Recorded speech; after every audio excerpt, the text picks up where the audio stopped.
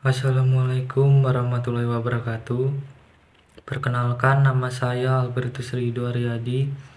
Jadi, di video ini saya akan membahas tentang perilaku kepemimpinan.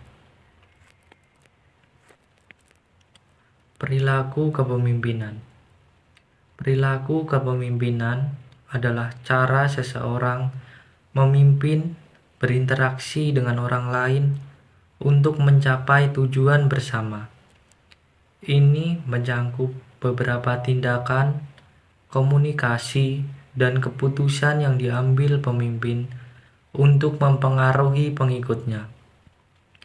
Perilaku kepemimpinan yang efektif dapat memotivasi dan memberdayakan pengikut untuk mencapai hasil yang luar biasa. Yang selanjutnya, gaya kepemimpinan yang umum. Yang pertama yaitu otoriter. Pemimpin dengan gaya otoriter menetapkan aturan dan ekspektasi yang jelas dan menuntut pengikut untuk mematuhinya.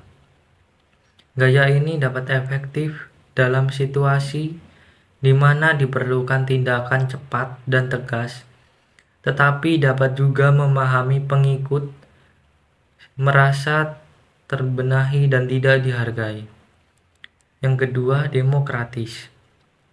Pemimpin demokratis melibatkan pengikut dalam pengambilan keputusan dan mendorong mereka untuk memberikan masukan. Gaya ini dapat membantu menciptakan rasa kepemimpinan dan komitmen di antara pengikut, tetapi dapat juga memakan waktu dan tidak efisien. Yang ketiga, partisipasif.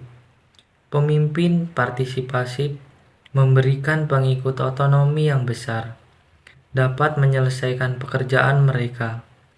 Gaya ini dapat membantu mengembangkan kreativitas dan inovasi, tetapi dapat juga menyebabkan kekacauan dan kurangnya arah. Yang keempat, transformasi pemimpin. Pemimpin transformasional menginspirasi pengikut untuk mencapai tujuan yang lebih tinggi, dengan memotivasi mereka untuk melihat potensi mereka sendiri. Gaya kepemimpinan ini dapat sangat efektif dalam menciptakan perubahan positif, tetapi membutuhkan pemimpin yang karismatik dan visioner. Faktor yang mempengaruhi perilaku kepemimpinan. Yang pertama, kepribadian.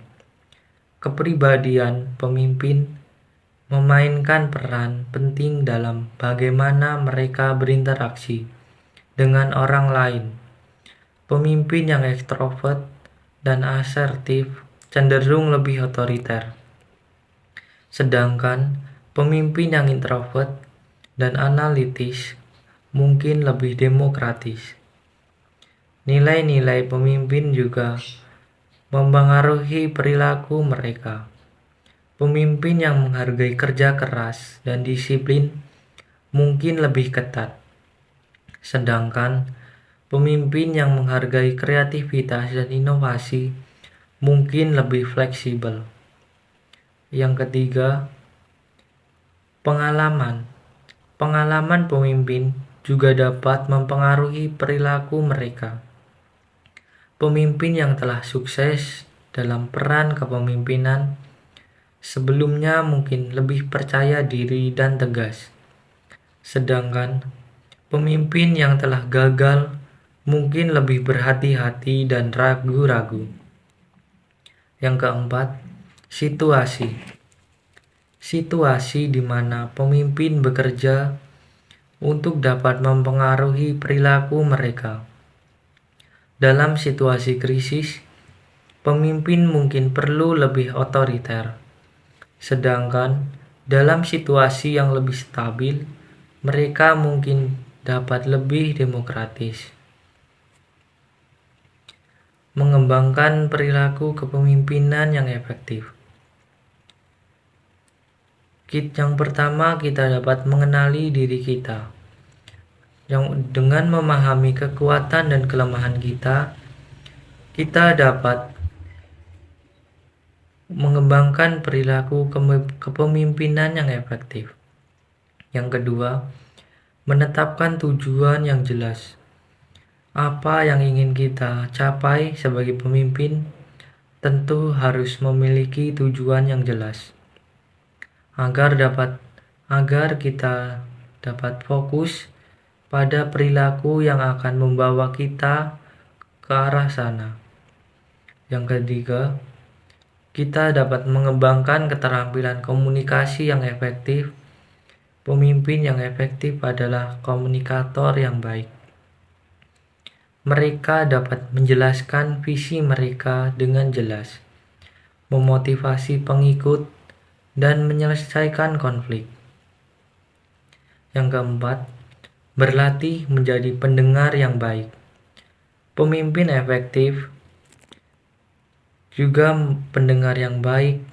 Mereka meluangkan waktu untuk memahami kebutuhan dan kekhawatiran pengikut mereka.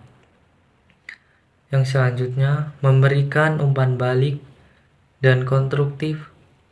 Umpan balik yang konstruktif dapat membantu mengikuti Anda belajar dan berkembang dan memberikan umpan balik secara teratur dan spesifik dan berfokus pada perilaku bukan pada orangnya.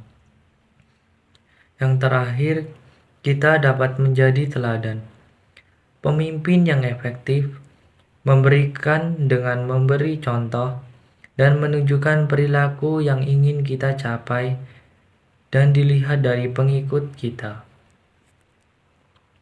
Kesimpulan dari kepemimpinan tadi adalah perilaku kepemimpinan adalah aspek penting dari kepemimpinan yang efektif.